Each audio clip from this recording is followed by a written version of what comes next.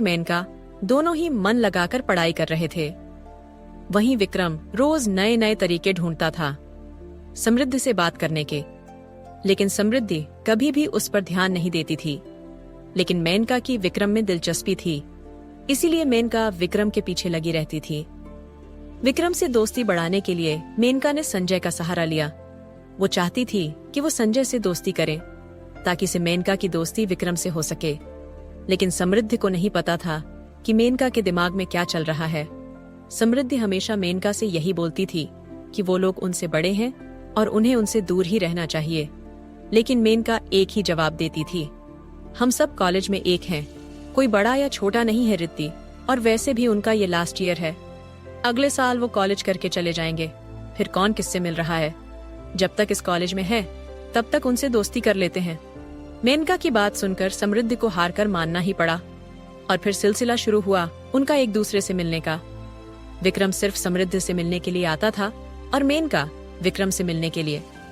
एक दिन समृद्धि और मेनका कैफेटेरिया में बैठे हुए अपना लंच कर रहे थे। तभी वहां पर विक्रम, संजय और विधि आए। संजय और विधि एक साथ बैठ गए। वहीं विक्रम एक अलग चेयर लेकर बैठ गया। मेनका और समृद्धि ने विधि की तरफ देखा तो इस पर संजय मुस्कुराते हुए बोला, ये मेरी होने वाली वाइफ है विधि। विधि, ये समृद्धि है और ये मेनका है। विधि ने जब समृद्धि की तरफ देखा तो मुस्कुराते हुए उसकी तरफ हाथ बढ़ाया और बोली, तुमसे मिलकर अच्छा लगा समृद्धि। समृद्धि को थोड़ा सा अजीब लगा, लेकिन उसने फिर भी अपने हाथ को आगे बढ़ाया और विधि से हाथ मिला लिया। वहीं मेनका ने जल्दी से अपना हाथ आगे बढ़ाया और विधि से बोली, मैं मेनका। तो इस पर विधि ने मुस्कुराते हुए मेनका से भी हाथ मिलाया। वो लोग आपस में एक दूसरे से बात कर ही रहे थे कि तभी वहां पर हॉस्टल की एक लड़की आई और मेनका से बोली, मेनका, तुम्हारे लिए किसी का फोन आया है। मेनका ने जब ये सुना तो वो हैरानी से बोली, मेरे लिए किसका फोन आया है? तो इस पर समृद्धि बोली, कहीं ऐसा तो नहीं कि तुम्हारी मौसी का फोन आया हो। मेनका की एक मौसी थी। वैसे तो मेनका अनाथ थी, लेकिन उसकी रिश्तेदार के नाम पर सिर्फ एक मौसी थी जिनसे मेनका बहुत प्यार करती थी।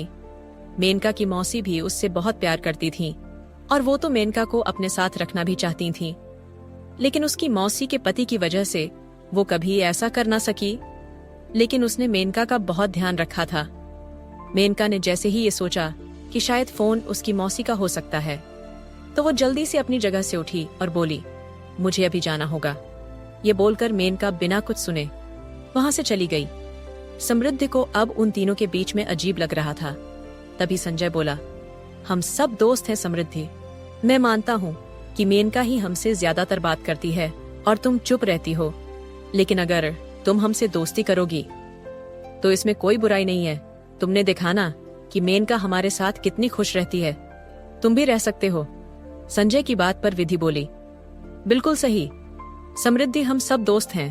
प्लीज तुम ऐसा मत सोचो कि हम तुम्हें कुछ अलग समझते हैं। जैसे हम हैं वैसे ही तुम हो। विधि की बात पर समृद्धि हल्के से मुस्कुरा दी और वहीं समृद्धि को मुस्कुराता देखकर विक्रम के चेहरे पर भी खुशी आ गई।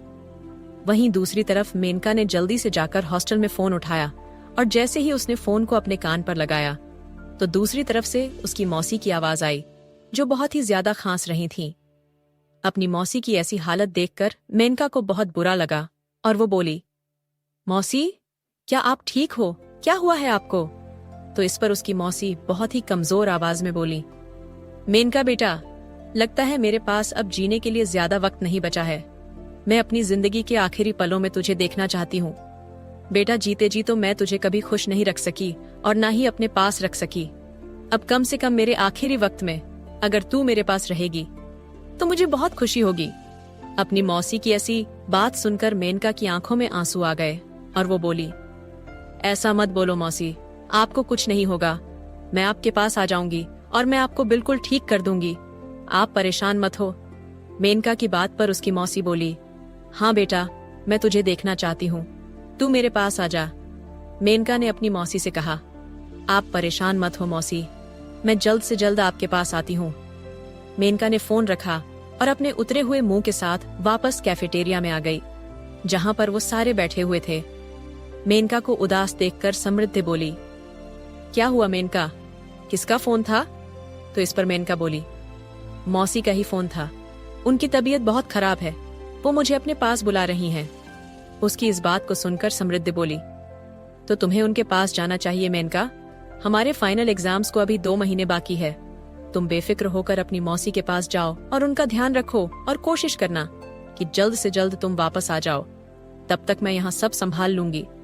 समृद्धि के ये बोलने पर विक्रम भी बोला, हाँ मेनका, तुम्हें अपनी मौसी के पास जाना चाहिए। समृद्धि ने बताया हम सबको कि तुम्हारी मौसी तुमसे कितना प्यार करती है और तुम भी उनसे कितना प्यार करती हो। अगर उनकी हालत इतनी खराब है तो तुम्हें उनके पास होना चाहिए, और खास करके तब जब उन्होंने खुद फोन करके तुम्हें बुलाया हो। सबके इतना बोलने पर मेनका ने हामी भरी और वो अगले दिन अपनी मौसी के पास जाने के लिए निकल गई।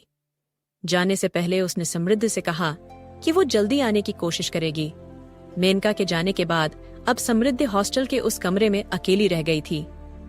वैसे तो उसका पूरा दिन अपनी पढ़ाई में जाता था, लेकिन मेनका की कुछ उल्टी सीधी हरकतें उसे हंसाती भी थीं।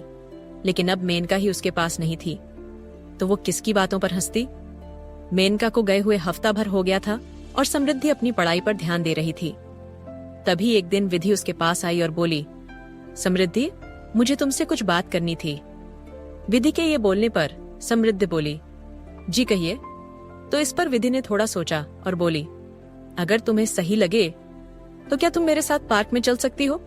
कॉलेज के साथ में एक पार्क है, हम वहां बैठकर आराम से बात कर सकते हैं। विधि के इस तरह से बोलने पर समृद्धि को अजीब तो लगा, लेकिन उसने सोचा कि शायद कोई जरूरी बात होगी, इसलिए वो उसके साथ चलने के लिए तैयार हो गई। थोड़ी देर बाद वो दोनों उस पार्क में थे। विधि ने समृद्धि से कहा, तुम यहाँ बेंच पर बैठो, मैं बस 2 मिनट में आई। उसके ये बोलने पर समृद्धि ने हाँ में सर हिलाया और बेंच पर जाकर बैठ गई। समृद्धि आसपास की सब चीजों को देख रही थी। उस पार्क में बहुत सारे सुंदर सुंदर फूल लगे हुए थे। पार्क के बीचों बीच एक बहुत प्यारा सा फव्वारा भी लगा हुआ था, जिसमें से पानी निकल रहा था, और वहीं कुछ बच्चे खेल भी रहे थे। ये देखकर समृद्धि के चेहरे पर मुस्कुराहट आ गई। तभी अचानक से उसके सामने एक गुलाब का फूल आया। उसने देखा कि वो गुलाब का फूल विक्रम ने पकड़ रखा था और वो मुस्कुराते हुए उसे देख रहा था। विक्रम को अपने सामने देखकर समृद्धि हैरान रह गई और जल्दी से इधर उधर देखने लगी।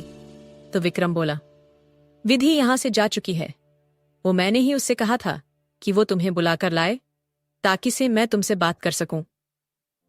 विक्रम की बात सुनकर समृद्धि ने उसे गुस्से में देखा और उठकर वहां से जाने लगी।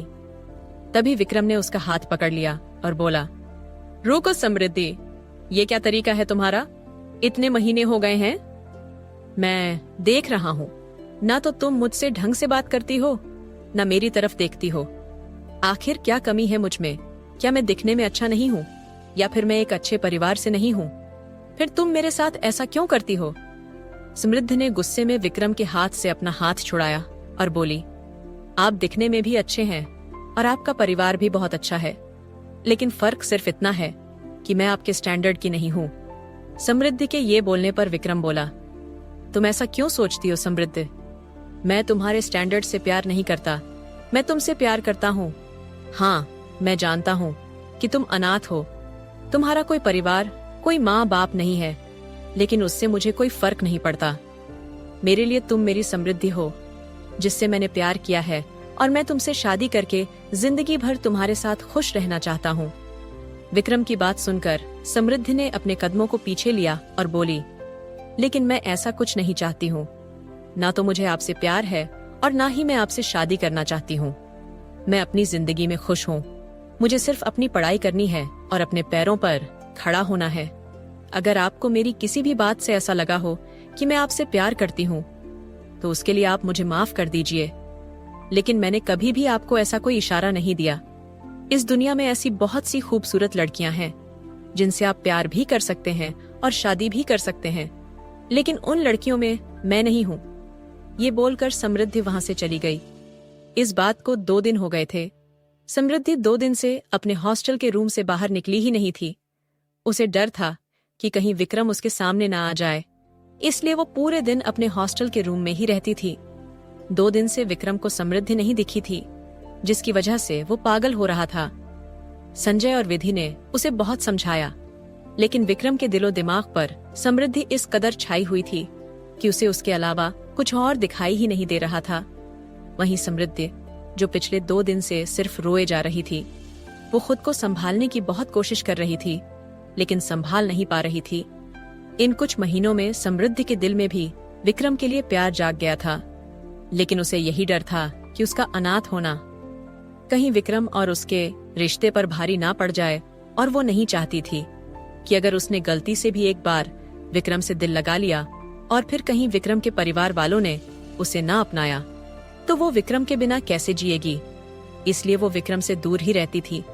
लेकिन विक्रम के प्यार के इजहार करने के बाद से समृद्धि खुद को संभाल नहीं पा रही थी। उसने अपना पूरा ध्यान अपनी पढ़ाई में लगा दिया ताकि से विक्रम का ख्याल उसके दिमाग से निकल जाए। वहीं विक्रम समृद्धि के बारे में सोच सोच कर पागल हो रहा था। उसने अपना बुरा हाल कर लिया था। 3 दिन बाद आज समृद्धि हिम्मत करके कॉलेज आई थी। उसने अपना मन बना लिया था कि अगर विक्रम गलती से भी उसके सामने आ गया तो वो विक्रम को इतनी बुरी तरह से सुनाएगी कि विक्रम उसकी जिंदगी में दोबारा आने की कोशिश नहीं करेगा। वो सीधे अपनी क्लास की तरफ जा ही रही थी कि तभी किसी ने उसका रास्ता रोक लिया। उसने सामने देखा तो उसके सामने विधि खड़ी थी। विधि को अपने सामने देखकर समृद्धि ने कहा, मुझे मेरी क्लास में जाना है। विधि ने समृद्धि से ना तो कुछ कहा और ना ही उसकी कोई बात सुनी। उसने उसका हाथ पकड़ा और उसे खींचते हुए ले जाने लगी। समृद्धि चिल्लाती रही, मेरा हाथ छोड़ो विधि, कहाँ लेकर जा रही हो मुझे। लेकिन इस पर विधि ने समृद्धि की किसी बात का कोई जवाब नहीं दिया और उसे खींचकर उस गार्डन में ले आई जहां पर 2 दिन पहले वो विक्रम से मिली थी। उसने जोर से समृद्धि के हाथ को झटका और गुस्से में उस पर चिल्लाते हुए बोली, आखिर चाहती क्या हो तुम समृद्धि? तुम्हें पता है विक्रम तुमसे कितना प्यार करता है, उसके बाद भी तुम ये सब कर रही हो? विधि के ये बोलते ही समृद्धि बोली, तुम कहना क्या चाहती हो विधि? मैंने क्या किया है? तो इस पर विधि बोली, तुमने क्या किया है? तुमने एक हंसते खेलते इंसान की जिंदगी खराब कर दी समृद्धि। जो इंसान हमेशा हंसता मुस्कुराता था और सबको खुश रखता था, वो आज जिंदगी और मौत के बीच में झूल रहा है, सिर्फ तुम्हारी वजह से। विधि के ये बोलते ही समृद्धि के होश उड़ गए और वो बोली, क्या मतलब है तुम्हारे कहने का? तो इस पर विधि बोली, उस दिन तुम्हारे अचानक से वहां से जाने के बाद और 2 दिन तक तुम्हारे कॉलेज न आने की वजह से वो पागल हो गया था और कल रात उसने अपने हाथ की नस काट ली। वो तो वक्त रहते घर वालों ने ये सब देख लिया। अगर किसी को पता नहीं चलता कि उसने अपने साथ क्या किया है, तो भगवान ही जानता है कि उसके साथ क्या होता। विधि की बात सुनकर समृद्धि ने अपने मुंह पर हाथ रख लिया और बोली, अब कैसे हैं वो? तो इस पर विधि बोली, अब क्यों पड़ी है तुम्हें उसकी?